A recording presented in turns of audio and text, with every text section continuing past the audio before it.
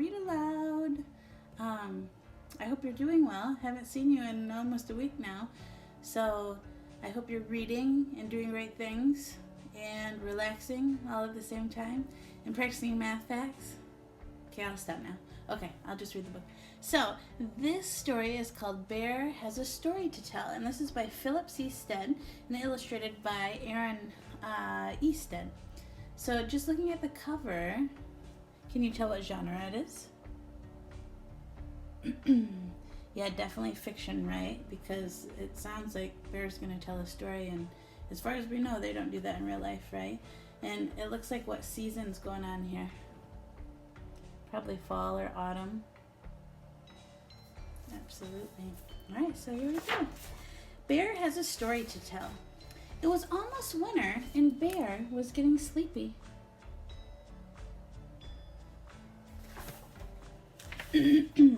But first, Bear had a story to tell. Mouse, would you like to hear a story? Asked Bear with a yawn. I am sorry, Bear, said Mouse, but it is almost winter, and I have many seeds to gather.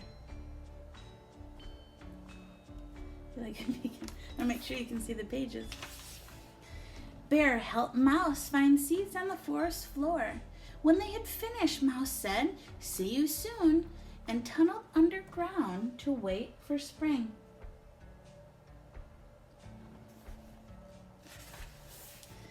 Bear took slow, sleepy steps through the forest. Fallen leaves crunched under his feet. "Hello, Duck," said Bear, sitting down to rest his tired legs. "Would you like to hear a story?" I am sorry, Bear, said Duck, but it is almost winter, and I am getting ready to fly south. I will miss you, Duck, said Bear. He raised a paw to check the direction of the wind. I will miss you too, said Duck, and off he flew.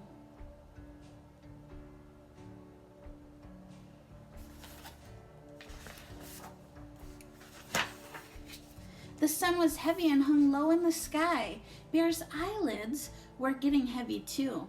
He counted colors to stay awake. 3 pink clouds, 2 red leaves, 1 green. Frog, hello, said Bear. Would you like to hear a story? I am sorry, Bear, said Frog, but it is almost winter and I have to find a warm place to sleep.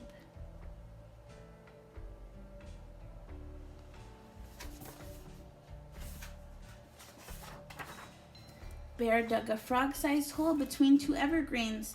Then he tucked Frog in under a blanket of leaves and pine needles. Thank you, Bear, said Frog. I will see you in the spring. Bear leaned against the old oak tree. He stretched and yawned and scratched at his belly. I wonder if Mole is awake, thought Bear.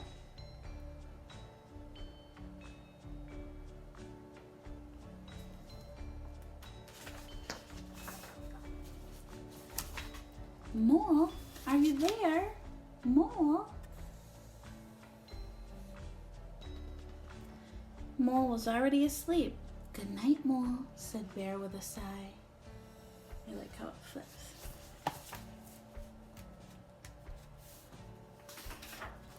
The first winter snowflakes began to fall.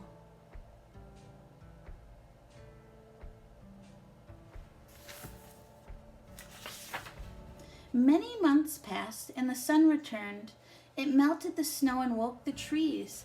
Bear rolled out onto the green grass. It's spring, he said. Now I can tell my story.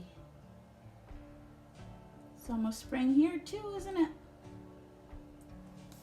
It feels like spring already, doesn't it? But first, Bear brought Mouse an acorn. Thank you, Bear, said Mouse. Mouse was hungry after a long winter. Welcome home, Duck, called Bear. You must be tired from your journey. Bear showed Duck a shady mud puddle he'd found.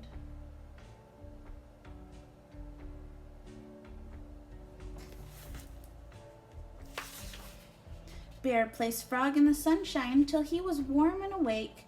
Frog opened one eye, then the other. Good morning, said Bear. Bear, Mouse, Duck, and Frog waited all day for Mole to wake up. Finally, Mole poked his nose out into the moonlight. Mole, said Bear, Would you like to hear a story?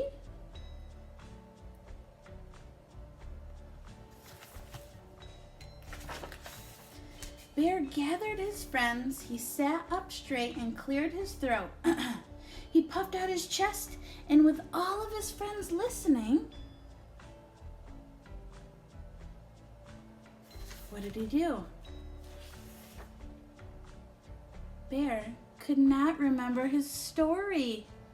It was such a good story, he said, hanging his head, but winter is a very long time for a bear to remember. The friends sat together for a quiet minute.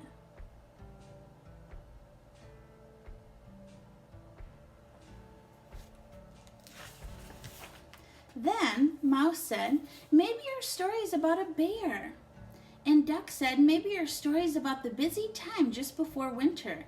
I think there should be other characters too, suggested Frog. Like a mole, said Mole, and a mouse and a duck and a frog. Bear sat up straight. He cleared his throat, puffed out his chest, and began his story with...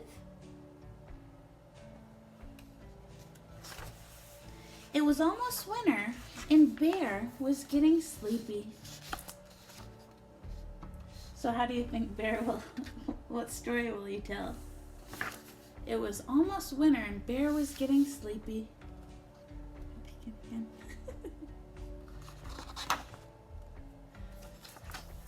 So what I kind of thought about was Bear and his character traits, right? What characteristics did he have?